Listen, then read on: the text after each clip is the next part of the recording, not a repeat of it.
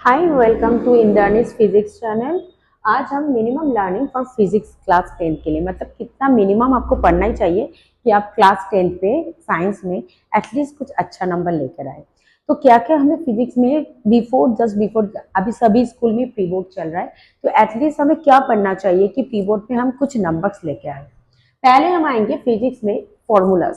देखिए फॉर्मूलाज बहुत काम का होता है, एक तो आपका न्यूमेरिकल में काम आ जाएगा, सेकेंड यहाँ से रिलेशन भी समझ आता है। तो अगर आप फॉर्मूलाज को याद रख लेते हो एनी हाउ, तो बार बार प्रैक्टिस करके तो हमें इस फॉर्मूला को यूज करके हम न्यूमेरिकल्स में कुछ स्टेप मार्किंग ला सकते हैं।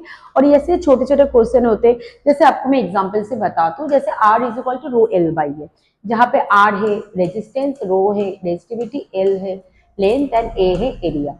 ऐसे बहुत बार क्वेश्चन आता है what will be the effect on resistance if we increase the length. तो लेंथ के साथ रेजिस्टेंस देखिए डायरेक्टली प्रोपोर्शनल है। ये फॉर्मूला ये आपको अलग अलग से याद करने की जरूरत नहीं, जब आप फॉर्मूला को पूरा याद कर लेते हो तो ये सब छोटी छोटी चीजें हमें याद होता है, हम छोटे छोटे कंसेप्चुअल क्वेश्चन को हम आसानी से कर सकते हैं।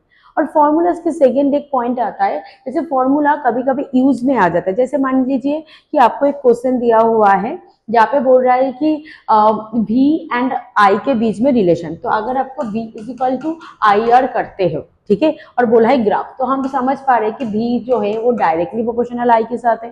तो ये डायरेक्टली प्रोपोर्शनल के ग्राफ भी आप आराम से बना सकते हो। तो ये सब कुछ कवर आपके फॉर्मूला से हो जाता है। एक तो फॉर्मूला से न्यूमेरिकल हो गया, फॉर्मूला से आपका रिलेशन हो गया, एंड फॉर्मूला से ग्राफ वगैरह भी निकल आता है। जैसे और एक बता दूं, जैसे आर के साथ ए का रिलेशन क्या है, अब फॉर्मूला देखकर समझ आ रहा है कि आर और ए जो है इनवर्सली प्रोपोर्शनल।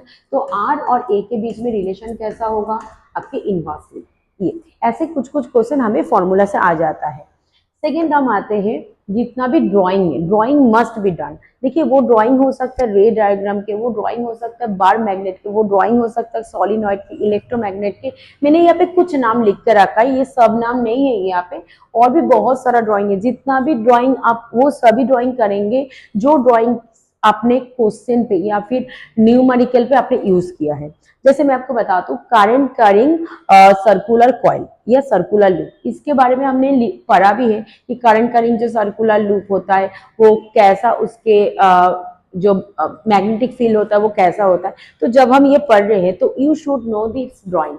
बार मैग्नेट, जैसे बार मैग्नेट के हम प्रॉपर्टीज पढ़ते हैं, तो बार मैग्नेट की ड्राइंग भी आपको पढ़ते हैं। मतलब जितना भी आप थ्योरी पढ़ते हो फिजिक्स में, सबके आपके ड्राइंग आना ही चाहिए। अगर क्वेश्चन पे पूछे, जैसे आपको बोला गया है कि बार मैग्नेट के मैग्नेटिक फील्ड का प्रॉपर्टीज दे दो, आपने पूरा लिखा, 4-5 लिखा, और उसके साथ बार मैग्नेट का फोटोज भी डाल दो, आई मीन बार मैग्नेट का डायग्राम भी डाल दो, तो your answer will be perfect. Okay, ऐसे हम आएंगे नेक्स्ट में ऑल द डेरिवेशन। देखिए डेरिवेशन के नाम से आपकी क्लास 10 पे ओनली 3 है, एक रेजिस्टेंस इन सीरीज, एक रेजिस्टेंस पैरेलल, एक जूल्स लॉ के डेरिवेशन।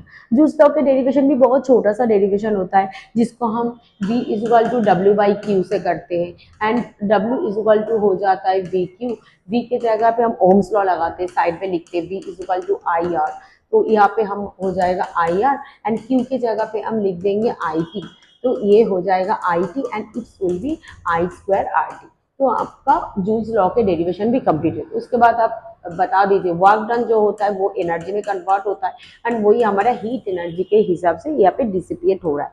तो तीनों चीज आपका कवर हो गया। क्या क्या कवर हो गया, हमारा हो गया फॉर्मूलाज, फॉर्मूलाज के बाद ड्राइंग, एंड ये काफी मिलता जुलता फॉर्मूलाज से डेरिवेशन का हेल्प भी मिल जाता है। नेक्स्ट जो होगा एसआई यूनिट। बेटा आपका क्या करते हो, न्यूमेरिकल आप कर लेते हो, एसआई यूनिट पे गड़बड़ी कर देते हो।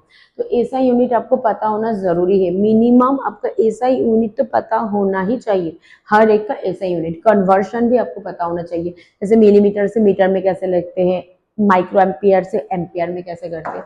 नेक्स्ट आता है डेफिनेशन। जितना भी हमने एसआई यूनिट पढ़ा है, जैसे 1 वोल्ट, 1 वाट, 1 जूल, 1 एम्पियर, इस सब के डेफिनेशन आपको पता होना चाहिए। बुक में 1 वाट का दिया हुआ है, ऐसे आपको सबके डेफिनेशन आपको पता होना चाहिए। तो इतना मुझे ऐसा लगता है कि इतना अगर बच्चा कर लेता है वो, और थोड़ा सा क्लासेस में रोज वो बैठता है, तो उसका फिजिक्स में अच्छा नंबर, एटलीस्ट कुछ नंबर तो लेके आएगा ही। क्योंकि फिजिक्स इतना भी टफ नहीं होता जितना हम बना के रखते हैं। अगर हम कुछ प्रोसेस को फॉलो करें तो फिजिक्स में नंबर लाना बहुत ज़्यादा एक हैट्रिक बात नहीं है।